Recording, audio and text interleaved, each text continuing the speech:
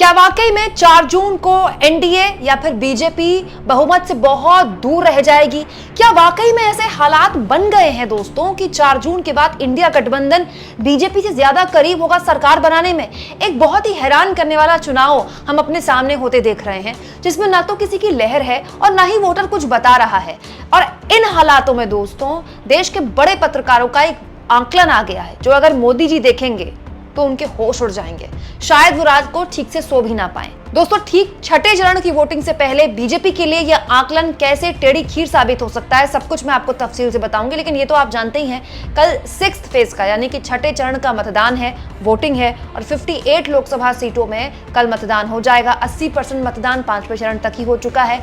ये जो 6th phase का वोटिंग है, छठे चरण का मतदान है, इसलिए महत्वपूर्ण है क्योंकि हरियाणा की सभी 10 सीटों पर वोटिंग हो जाएगी, उत्तर प्रदेश की 14 सीटों पर मतदान होना है, पश्चिम बंगाल की 8 और इसके अलावा दिल्ली की भी 7 सीटों पर कल मतदान हो जाएगा। लेकिन इस बीच एक आंकलन आया है दोस्तों, जिसने देश भर के बुद्धिजीवियों, राजनीतिक पंडितों, पत्रकारों और कई लोगों को हैरान कर दिया है। ये आपके सामने मैं रख देती हूँ। All India journalist and writers association, इन्होंने ये आकलन रखा है। इन्होंने साफ कहा है कि ये एग्जिट पोल नहीं है, इसलिए मैं भी एग्जिट पोल शब्द का इस्तेमाल नहीं कर रही हूँ।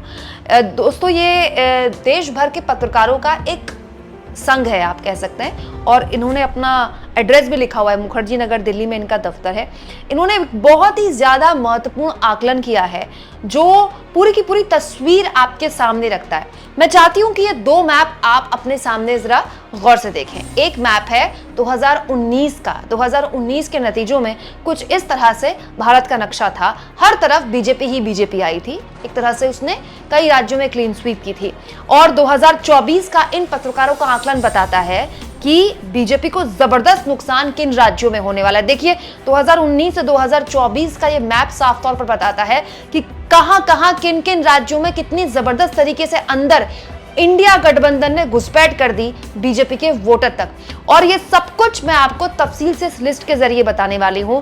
कुछ राज्यों के आकलन के आंकड़े जब मैंने देखे तो मैं भी हैरान रह गई।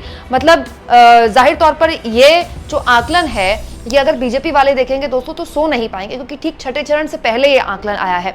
सबसे हैरान करता है, सबसे ज्यादा परेशान अगर ये आकलन किसी राज्य में करेगा दोस्तों बीजेपी को, तो वो उत्तर प्रदेश है। दोस्तों उत्तर प्रदेश की 80 लोकसभा सीटों में 64 पर, जी हाँ 64 पर बीजेपी ने कब्जा किया था 2019 में, और उसका अब तक का बेस्ट परफॉर्मेंस था। और बीजेपी को ये उम्मीद थी कि राम मंदिर की लहर में सवार होकर वो हर हाल में इसको बढ़ाएगी। लेकिन जैसे जैसे चुनाव करीब आए तो बीजेपी को इस बात का एहसास हो गया कि राम मंदिर की उस तरह से लहर नहीं है जिस तरह से जनवरी में थी। लेकिन फिर भी बीजेपी को इतनी उम्मीद थी कि वो 2019 में जैसा उसने परफॉर्म किया है वैसा तो यूपी में दोहरा ही लेगी।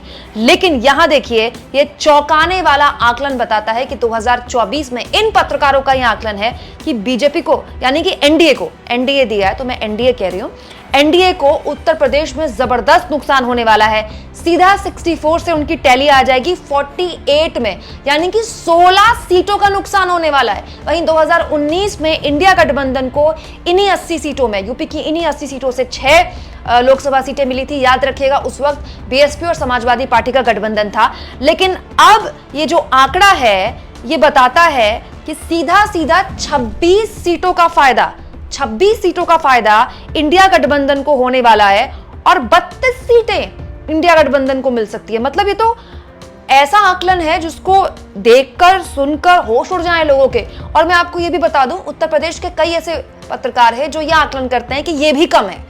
बहुत से जमीनी पत्रकारों के ट्वीट्स में आपको दिखा चुकी हूं, मैंने भी कई लोगों से बात की जो ये बताते हैं कि 64 से भी ज्यादा नुकसान बीजेपी को हो सकता है। बहुत लोग तो ये भी दावा करते हैं कि 50 या फिर 53 या 55 के आसपास बीजेपी की टैली आ सकती है। लेकिन फिर भी उत्तर प्रदेश में अगर इसको भी माने दोस्तों तो ये बहुत जबरदस्त नुकसान है। अगर यूपी में ये स्थिति है तो फिर दूसरे राज्यों में क्या होगी वो भी मैं आपको दिखा देती हूँ। महाराष्ट्र की अब बात कर लेते हैं, क्योंकि यहाँ की 48 सीटों पर सबकी निगाह थी और हर कोई जानना चाहता था कि महाराष्ट्र में जो 2 पार्टियां तोड़कर 4 पार्टियां की गई उसका क्या फायदा हुआ बीजेपी को। तो कोई फायदा नहीं हुआ बीजेपी को। दोस्तों ये आंकड़ा बताता है कि 38 सीटें जिस महाराष्ट्र में 2019 के लोकसभा चुनाव में एनडीए को मिली थी, वो टैली यहाँ पर आ रही है 24 सीटों से, यानी कि 14 सीटों का नुकसान है, 14 सीटों का। और जिस इंडिया गठबंधन को या फिर उस वक्त तो यूपीए था, इंडिया गठबंधन नहीं था तो आप यूपीए कह सकते हैं, 2019 में 9 लोकसभा सीटें मिली थी महाराष्ट्र में, ये सीधे सीधे यहां पर टैली जा रही है 20 की, यानी कि 20 सीटें मिल रही हैं इंडिया गठबंधन को महाराष्ट्र में, सीधा 11 सीटों का फायदा मिल रहा है। यानी कि जिस नुकसान का आकलन किया जा रहा था उस नुकसान का होता यहां पर दिखाई दे रहा है महाराष्ट्र में एनडीए को। यहां मैं फिर बता दूं, बहुत से महाराष्ट्र के पत्रकार कहते हैं कि इससे ज्यादा नुकसान हो सकता है एनडीए को, लेकिन फिर भी इस एसोसिएशन ने कहा है कि करीब करीब 14 सीटों का नुकसान यहां पर बीजेपी को होगा। इसके अलावा दोस्तों वो गुजरात जो कि एक अभेद्य किला है बीजेपी के लिए, मोदी जी का गढ़ है, और यहाँ की एक एक सीट बीजेपी के लिए प्रतिष्ठा का सवाल है। मतलब कहा यह जाता है कि एक एक सीट एक ईगो है बीजेपी के लिए, क्योंकि यहां से मोदी जी आते हैं, तो कहा जाता है कि गुजरात में क्लीन स्वीप मतलब बहुत जरूरी है, किसी और राज्य में हो ना हो। लेकिन ये सपना बीजेपी का 2024 के चुनाव में टूट रहा है, क्योंकि जिस गुजरात की 26 सीटों पर क्लीन स्वीप की थी बीजेपी ने, वहां एक सीट का नुकसान इस आकलन में, पत्रकारों के इस आकलन में बताया गया है। यहां पर महत्वपूर्ण दोस्तों पश्चिम बंगाल का आंकड़ा भी देखना है, क्योंकि पश्चिम बंगाल को लेकर बहुत सी बातें कही जा रही थी, लेकिन पश्चिम बंगाल में ये जो पत्रकारों का संगठन है वो बताता है कि बीजेपी ने 18 सीटों में जो परफॉर्म किया था वो 18 का आंकड़ा उसका रहेगा। मतलब बीजेपी को उम्मीद थी कि उसका जो परफॉर्मेंस है इससे बढ़ेगा, लेकिन बढ़ नहीं रहा है, लेकिन कम भी नहीं हो रहा है, उतना ही है। और 24 सीटें ममता बनर्जी ने यहाँ पर जीती थी और 24 सीटें यहाँ पर ममता बनर्जी जीती दिखाई दे रही है, क्योंकि यहाँ पर इंडिया गठबंधन का कोई भी ऐसा समझौता नहीं हुआ है पश्चिम बंगाल में, इसलिए ममता बनर्जी सबसे बड़ी ताकत हैं। तो ये माना जा रहा है कि 24 सीटों का जो टैली यहाँ पर ममता बनर्जी की दिखाई दे रही है वो ममता बनर्जी की हो सकती है, हो सकता है कि इसमें कुछ फायदा कांग्रेस पार्टी को भी हो। लेकिन जाहिर तौर पर ये एक महत्वपूर्ण चीज है दोस्तों देखने वाली।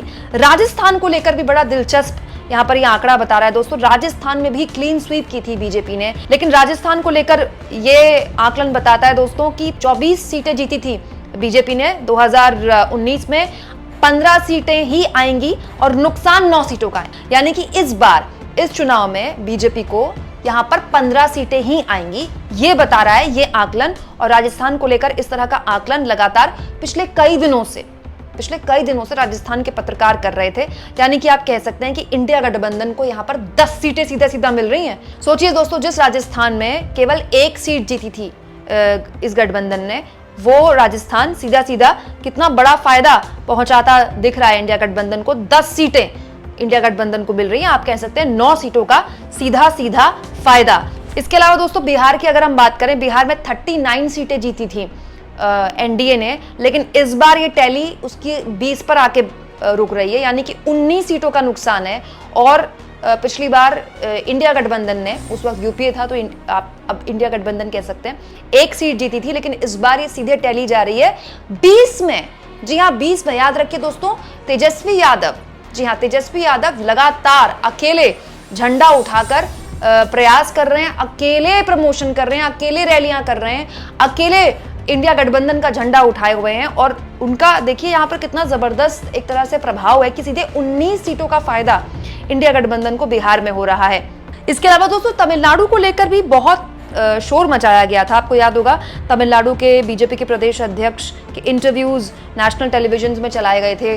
पीएम मोदी ने तमिलनाडु में कई रैलियां की और कहा गया कि साउथ से, दक्षिण भारत से बहुत बड़ा फायदा इस बार बीजेपी को मिलने वाला है। लेकिन तमिलनाडु को लेकर इन पत्रकारों का आकलन बताता है कि बीजेपी को अंडा मिला था 2019 में और 2024 में भी अंडा ही मिलता दिखाई दे रहा है। और तमिलनाडु को लेकर बहुत से प्रबुद्ध पत्रकारों ने कहा भी है कि हो सकता है कि वहां पर वोटिंग प्रतिशत बढ़ जाए बीजेपी का, लेकिन कोई सीट निकल जाए ये बहुत मुश्किल होगा। 39 का परफॉर्मेंस यहां पर इंडिया गठबंधन का रहा था 2019 में, 38 का, 1 सीट का नुकसान इस आकलन में इंडिया गठबंधन का बताया गया है। यानी कि 1 सीट बीजेपी को तो नहीं जा रही, हो सकता है अदर्स को जा रही हो। तो बड़ा सवाल यह है दोस्तों कि जिस दक्षिण भारत को लेकर इतना बड़ा हंगामा मचाया गया, इतना शोर मचाया गया, उस दक्षिण भारत के लिए वाकई में कुछ खास वहां से बीजेपी के लिए निकल कर नहीं आ रहा है क्या? कर्नाटक का भी आंकड़ा मैं आपके सामने रख देती हूँ।